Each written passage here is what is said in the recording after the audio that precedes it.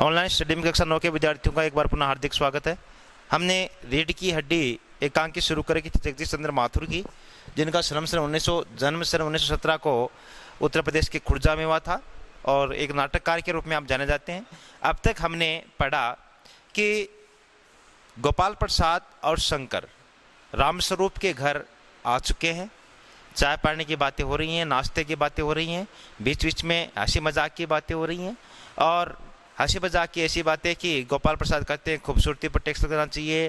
फिर कोई भी महिला ये नहीं कहेगी कि मैं खूबसूरत कम हूँ, अपनी खूबसूरती के माफिक स्टैंडर्ड के अनुसार कोई टैक्स जमा कराए। अलावा इसके बचपन की बातें होती हैं कि हम इतनी कचौरियाँ खा जाते थे, हम इतनी मिठाइयाँ खा जाते थे और हम इतना पढ़ते थे। अलावा इसके किस प्रकार के उस समय खेल थे, आज किस प्रकार के खेल हैं, इन सब बातों पर चर्चा जारी थी। इसी बीच चाय आ जाती है और चाय आने के बाद क्या बात होती है देखते हैं आगे तीसरे भाग में। तो रामस्वरूप प्याला पकड़ाते हैं चाय का। शंकर, सुना है सरकार अब ज़्यादा चीनी देने वालों पर टैक्स लगाएगी। कौन कर रहा है? शंकर। थोड़ा बहुत मजाक शंकर भी कर रहा है कि सरकार भी अब जो लोग ज़्यादा चीनी देते हैं उन पर टैक्स लगाएगी। गोपाल प्रसाद चाय पीते हुए, सरकार जो चाय कर ले, पर अगर आमदनी करनी है तो सरकार को बस एक ही टैक्स लगाना चाहिए। शंकर को पाला पकड़ाते हुए क्या खूबसूरती पर टैक्स, ये बात अपने पढ़ ली थी। हाँ, फिर वाकई आजकल ये खूबसूरती का सवाल भी बेडब हो गया है। हम लोगों के ज़माने में तो ये कभी उठता भी नहीं था। चस्त्री गोपाल प्रसाद की तरफ बढ़ाते हैं और कहते हैं लीजिए। तो रामस्वरूप कहते हैं कि वास्तव में इन 5-7 सालों में खूबसूरती का भी जिक्र होने लगा है। हमारे समय में खूबसूरती का जिक्र उतना नहीं होता था जितना आजकल हो रहा है। तो गोपाल प्रसाद समोसा उठाते हुए, कभी नहीं साहब, कभी नहीं। रामस्वरूप शंकर की तरफ मुखातिब होकर, आपका क्या ख्याल है शंकर बाबू, अर्थात खूबसूरती के संबंध में आपका क्या विचार है? तो शंकर कहता है किस मामले में? यही कि शादी तय करने में खूबसूरती का हिस्सा कितना होना चाहिए। तो गोपाल प्रसाद बात को बीच में काट देते हैं। ये बात दूसरी है बाबू रामस्वरूप, मैंने आपसे पहले ही कहा था लड़की का खूबसूरत होना निहायत जरूरी है, अर्थात अत्यावश्यक है। कैसे भी हो, चाहे पाउडर वगैरह लगाए चाहे वैसे ही। बात यह है कि हम आप मान भी जाए मगर घर की औरतें तो राजी नहीं होती। आपकी लड़की तो ठीक है ना? ये बात कौन कहता है? गोपाल प्रसाद। किससे कहते हैं? रामस्वरूप से। कि जो बातें अर्थात पुराने ज़माने की थी वो अपनी जगह हैं, लेकिन मैं आपको पहले ये बात बता देता हूँ कि लड़की खूबसूरत होनी चाहिए। अगर लड़की खूबसूरत नहीं है तो ये विवाद नहीं हो सकता। अर्थात हम घर की औरतों को किस प्रकार से कन्विंस करेंगे, ये बात हमें सोचनी है। रामस्वरूप, जी हाँ, वह तो भी आप देख लीजिएगा।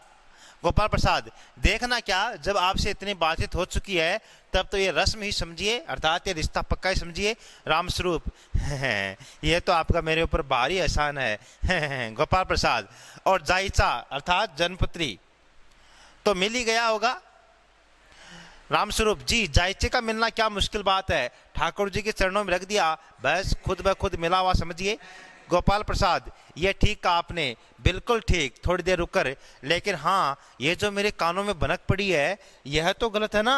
अर्थात गोपाल प्रसाद कहने हैं कि मैंने उड़ती उड़ती एक खबर सुनी है, वो तो गलत है ना।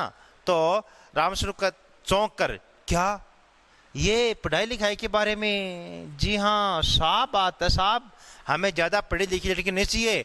मेम साहब तो रखने नहीं, कौन भुगतेगा उनके नखरों को? बस हद से हद अर्थात अधिक से अधिक मैट्रिक पास होनी चाहिए, 10th पास होनी चाहिए।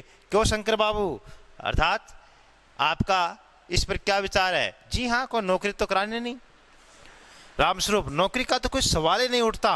गोपाल प्रसाद, और क्या साहब, देखिए कुछ लोग मुझसे कहते हैं कि जब आपने अपने लड़कों को BA कराया, MA कराया, तब उनकी बहुएं भी ग्रेजुएट लीजिए। भला पूछिए न अक्ल के ठेकेदारों से कि क्या लड़कों की पढ़ाई और लड़कियों की पढ़ाई एक बात है? अरे मर्दों का काम तो है ही पढ़ना और काबिल होना। अगर औरतें भी वही करने लगी, अंग्रेजी अखबार पढ़ने लगी और पॉलिटिक्स वगैरह पर चर्चा करने लगी तो हो चुकी गृहस्थी। जनाब, मोर के पंख होते हैं, मोंड के नहीं। शेर के बाल होते हैं, शेरनी के नहीं। जी हाँ, और मर्द के दाढ़ी होती है, औरत के नहीं। इस प्रकार से यहाँ पर बातचीत हो रही है किसके बीच में? रामस्वरूप और गोपाल प्रसाद के बीच में। गोपाल प्रसाद कह रहे हैं कि हमें कोई नौकरी तो करानी नहीं है, ज़्यादा पढ़ी लिखी हमें लड़की चाहिए भी नहीं। तो एक लेखक ने यहाँ पर ये बात स्पष्ट करने के लिए बात कही है क्या, कि एक पढ़ा लिखा तबका, एक पढ़ा लिखा वर्ग भी, और वो वर्ग जो शिक्षित है, आज भी ऐसा मानता है कि महिलाओं को ज़्यादा शिक्षा नहीं देनी चाहिए, वो महिलाओं की शिक्षा के खिलाफ है। इस बात पर लेखक ने यहाँ प्रकाश डाला है, और लेखक बताना चाहता है कि समाज में जो उच्च वर्ग के लोग हैं वो आज भी देश की तरक्की में और महिलाओं की भूमिका को नज़रअंदाज किए हुए हैं, जो कि काफ़ी गलत है। शंकर भी हंसता है, मगर गोपाल प्रसाद गंभीर हो जाते हैं। गोपाल प्रसाद, हाँ हाँ वह भी सही है। कहने का मतलब ये है कि कुछ बातें दुनिया में ऐसी है जो सिर्फ मर्दों के लिए है, और ऊंची तालीम भी उनमें से एक है। गोपाल प्रसाद का क्या मानना है कि कुछ बातें ऐसी हैं जो सिर्फ मर्दों के लिए ठीक रहती है, उनमें से ऊंची शिक्षा एक है। रामस्वरूप शंकर से चाय और लीजिए। शंकर, धन्यवाद, पी चुका। तो गोपाल प्रसाद, रामस्वरूप गोपाल प्रसाद से, आप अर्थात आप थोड़ी चाय लेंगे क्या? तो गोपाल प्रसाद, बस साहब अब तो खत्म कीजिए। रामस्वरूप, आपने तो कुछ खाया नहीं, चाय के साथ टोस्ट नहीं थे, क्या बताएं वह मक्खन। तो गोपाल प्रसाद, नाश्ता ही तो करना था साहब, कोई पेट तो भरना था नहीं, और फिर टोस्ट वोस्ट में खाता भी नहीं। मेज को एक तरफ सरका देते हैं, फिर अंदर के दरवाजे की तरफ मुंह कर जोर से, अरे जरा पान भिजवा देना, सिगरेट मंगवाऊं? कौन कहता है? रामस्वरूप। तो गोपाल प्रसाद कहता है, जी नहीं। पानी की तस्तरी हाथों में लिए उमा आती है, साकी कपड़े, गर्दन झुकी हुई है। बाबू गोपाल प्रसाद आंखें गड़ाकर और शंकर आंखें छिपाकर उसे ताक रहे हैं। किसे? उमा को। गोपाल प्रसाद आंखें गड़ाकर देख रहे हैं उमा को, और शंकर उमा को देख रहे हैं आंखें छिपाकर। हाँ, कहानी क्या बनती है आगे? रामस्वरूप, यही आपकी लड़की है, लाओ बेटी पान मुझे दो। उमा पान की तस्तरी अपने पिता को देती है। उस समय उसका चेहरा ऊपर को उठ जाता है और नाक पर रखा हुआ सोने की रिम वाला चश्मा दिखता है। बाप बेटे चौंक उठते हैं। गोपाल प्रसाद और शंकर एक साथ, चश्मा? रामस्वरूप, जी वह पिछले महीने में इसकी आंखें दुखनी आ गई थी, सो कुछ दिनों के लिए चश्मा लगाना पड़ रहा है। अर्थात रामस्वरूप बात को बना रहे हैं कि पिछले महीने में और उमा की आंखें दुखनी आ गई थी, इस कारण डॉक्टर ने कहा कि कुछ दिनों के लिए चश्मा लगाना पड़ेगा। तो गोपाल प्रसाद कहते हैं, पढ़ाई वढ़ाई की वजह से तो नहीं है ना? अर्थात कहीं बीए में हो, एमएससी कर रही हो, बीकॉम कर रही हो, कहीं ऐसा तो नहीं है? नहीं साहब, तो मैंने अर्ज किया ना, 10वीं क्लास है। गोपाल प्रसाद, संतुष्ट होकर कुछ कोमल स्वर में, बैठो बेटी। रामस्वरूप, वहां बैठ जाओ उमा, उस तख्त पर, अपने वाजे के पास। उमा बैठती है। गोपाल प्रसाद, चाल में तो कुछ खराबी है नहीं, चेहरे पर भी छवि है, अर्थात सुंदर है। हाँ, गाना बजाना सीखा है? जी हाँ, सितार भी और बाजा भी। सुनाओ तो उमा एक आध सितार के साथ। रामस्वरूप कहते हैं। उमा सितार उठाती है। थोड़ी देर बाद मीरा का मशहूर गीत, मेरो गिरधर गोपाल दूसरों ने कोई, अर्थात मीरा का बहुत अच्छा भजन है, गाना शुरू कर देती है। स्वर से जान पड़ता है कि गाने का अच्छा ज्ञान है, और उसके स्वर में तल्लीनता भी आती है, यहां तक कि उसका मस्तक उड़ जाता है। उसकी आंखें शंकर की झेपती सी आंखों से मिल जाती है, और वह गाते गाते एक साथ रुक जाती है। कौन? उमा। अर्थात वो गाते गाते एकदम तल्लीन हो जाती है, गाने में डूब जाती है, संगीतबद्ध गाती है, लय में गाती है, सुर और ताल के साथ गाती है। मगर गाते गाते एक पल ऐसा आता है जब वह उसकी आंखें शंकर की आंखों से मैच कर जाती है, मिलन कर जाती है, और जैसे ही वो शंकर को देखती है गाना बंद कर देती है। रामस्वरूप, क्यों, क्या हुआ? गाने को पूरा करो माँ। गोपाल प्रसाद, नहीं साहब काफी है, लड़की आपकी बहुत अच्छा गाती है। उमा सितार रखकर अंदर जाने को उठती है। गोपाल प्रसाद, अभी ठहरो बेटी।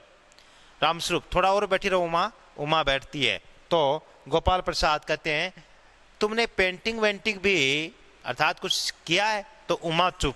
रामस्वरूप हाँ वो तुम आपको बताना भूल ही गया, ये जो तस्वीर टंगी है ना कुत्ते वाली, इसी ने खींची है, और वह भी। गोपाल प्रसाद ये तो बहुत अच्छा है। और सिलाई वगैरह?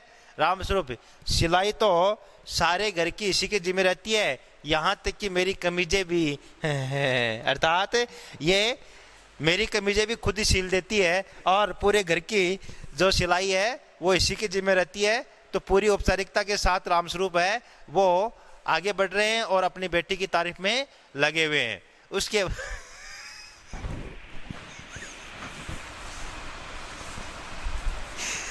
उसके बाद गोपाल प्रसाद ठीक, लेकिन हाँ बेटी ठीक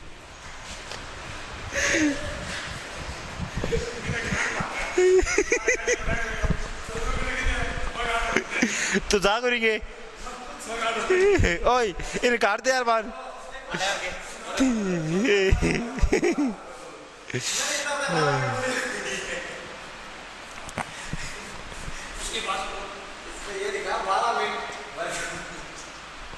हाँ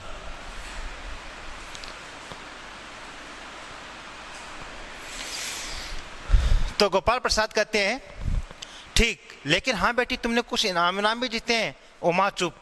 रामस्वरूप इशारे के लिए खांसते हैं लेकिन उमा चुप है, उसी तरह गर्दन झुकाए। गोपाल प्रसाद अधीर उठते हैं और रामस्वरूप सक पकाते हैं। तो रामस्वरूप क्या कहते हैं कि जवाब दो उमा गोपाल प्रसाद से। जरा शर्माती है, इनाम तो इसने। तो गोपाल प्रसाद जरा इसे भी तो मुंह खोलना चाहिए। रामस्वरूप उमा देखो आप क्या करें, जवाब दो ना। आपका मतलब गोपाल प्रसाद जी कुछ पूछ रहे हैं और उन्हें आपको जवाब देना है। उमा हल्की लेकर मजबूत आवाज में क्या जवाब दूं बाबूजी?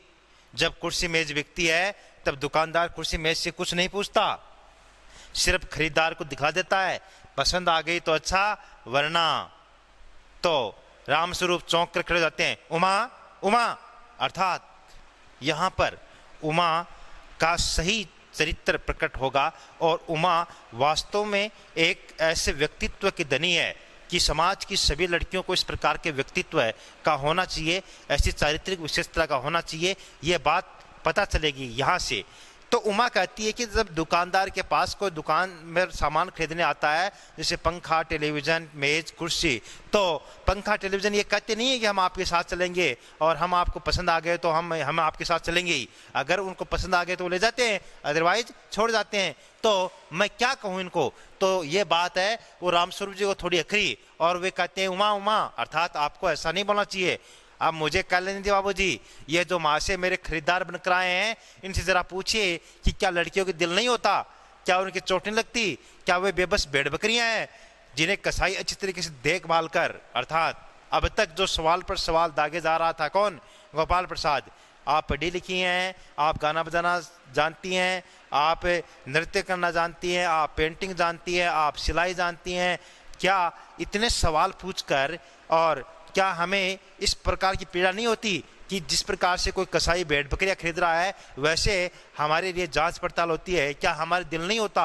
एक कसक है वो उमा के हृदय के भीतर से वेदना बनकर निकलती है।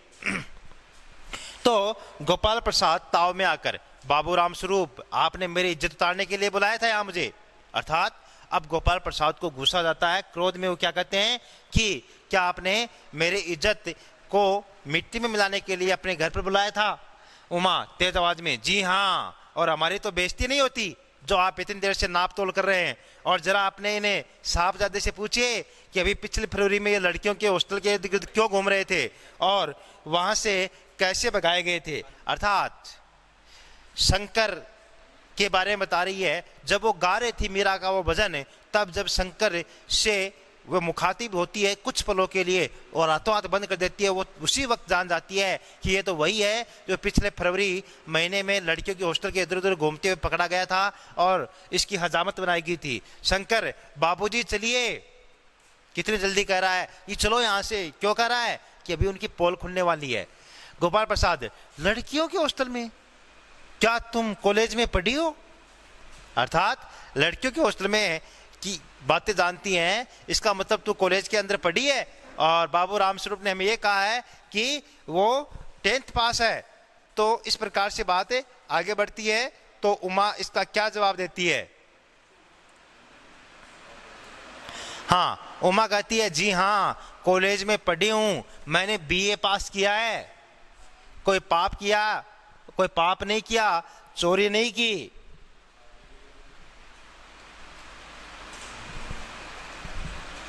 कहती है पाप नहीं किया, चोरी नहीं की, और न आपके पुत्र की तरह ताक झांककर कायरता दिखाई है। मुझे अपनी इज्जत, अपने मान का ख्याल तो है, लेकिन इनसे पूछिए कि ये किस तरह नौकरानी के पैरों पड़कर अपना मुंह छिपा कर भागे थे। अर्थात फरवरी महीने में हॉस्टल वार्डन, नौकरानी आदि के पैरों पड़े थे, तब जाकर अपना मुंह छिपाकर ये भागे थे, और उस वक्त इनकी अच्छी खासी धुलाई हुई थी। रामस्वरूप, उमा, उमा।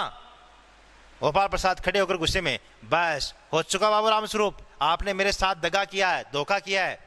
आपकी लड़की BA पास है और मुझसे कहा था कि सिर्फ मैट्रिक तक पढ़ी है। लाइए लाइए, मेरे छड़ी कहाँ है? मैं चलता हूँ, बेन ढूंढ कर जाते हैं। BA पास, ओफो, गजब हो जाता। अर्थात ये रिश्ता हो जाता तो बहुत गजब हो जाता। झूठ का भी कुछ ठिकाना है। आओ बेटे, चलो दरवाजे की ओर बढ़ते हैं। तो उमा कहती है जी हाँ, जाइए, जरूर से ले जाइए, लेकिन घर जाकर जरा ये पता लगाइएगा कि आपके लाडले बेटे की रीढ़ की हड्डी भी है या नहीं, यानी बैकबोन। बैकबोन। बाबू गोपाल प्रसाद के चेहरे पर बेबसी का गुस्सा है और उनके लड़के के रुलासापन। अर्थात बाबू रामस्वरूप जो इतनी देर तक और बहुत बड़ी बड़ी बातें फेंक रहे थे, अब जब उन्हें असलियत का पता चला कि सबसे अधिक खोट उनके खुद के लड़के में ही है, उनका लड़का है वो चारित्रिक रूप से पतन वाला लड़का है और एक इस प्रकार के व्यक्तित्व का है जो एक सभ्य समाज के लिए आदर्श उदाहरण नहीं कहा जा सकता। जब इन बातों का उसे पता चला तो थोड़ा उनके रुलासापन आया लड़के के भी, और गुस्सा बेबसी अर्थात मजबूरी का गुस्सा किसको आ रहा है? गोपाल प्रसाद को।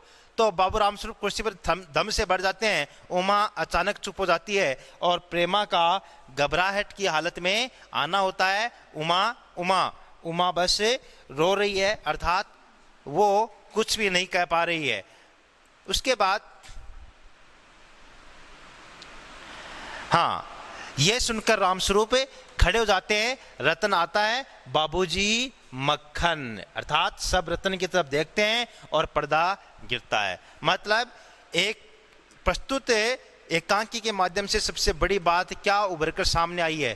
प्रस्तुत एकांकी का शीर्षक है रीढ़ की हड्डी, और रीढ़ की हड्डी के माध्यम से लेखक क्या कहना चाहता है कि एक समाज को, देश को आगे बढ़ने में शिक्षा रीढ़ की हड्डी की भूमिका निभाती है। अगर समाज पढ़ा लिखा नहीं है, देश पढ़ा लिखा नहीं है, तो वो कभी भी आगे नहीं बढ़ सकता है, उसका संतुलन नहीं बना रह सकता है। और शंकर के भी क्या नहीं थी? रीढ़ की हड्डी नहीं थी। और समाज को आगे बढ़ाने के लिए रीढ़ की हड्डी क्या है? शिक्षा। अगर उमा पढ़ी लिखी नहीं होती, अगर उमा को शंकर के बारे में पता नहीं होता, तो उसका रिश्ता उसके साथ हो जाता और वो जिंदगी भर, जीवन भर है, वो एक अपाहिज अपंग लड़के के साथ जीवन काटने को मजबूर हो जाती। और रामस्वरूप जैसे पढ़े लिखे लोग, उमा की जो माताजी है प्रेमा जैसे लोग जानबूझकर अपने बच्चों को ऐसे परिवारों की भेंट चढ़ा देते हैं जिनके बच्चे की चारित्रिक रूप से जिनका पतन हो चुका होता है। अतः हमें उमा कैरेक्टर के माध्यम से ये देखना है कि हमें सभ्य समाज की एक नींव रखनी है ताकि हम एक अच्छे देश का निर्माण कर सके। क्योंकि कहा भी गया है कि किसी भी देश को यदि करना हो बर्बाद, तो उस देश की शिक्षा, संस्कृति और सदाचारों में लगा दो आग। उस देश पर बमबारी की कोई आवश्यकता नहीं, क्योंकि शिक्षा, संस्कृति और सदाचार से बड़ा कोई हथियार नहीं। तो रीढ़ की हड्डी है शिक्षा, संस्कृति और सद्विचार। इस आधार पर प्रस्तुत एकांकी का शीर्षक एकदम उचित शीर्षक है और इस पर ही, इन बातों को लेकर ही कोई समाज, कोई देश आगे बढ़ सकता है। तो हम इसके माध्यम से ये जान पाए हैं कि हमें उमा जैसे चरित्र का व्यक्ति बनना है और वो इस एकांकी की नायिका है। बहुत बहुत धन्यवाद।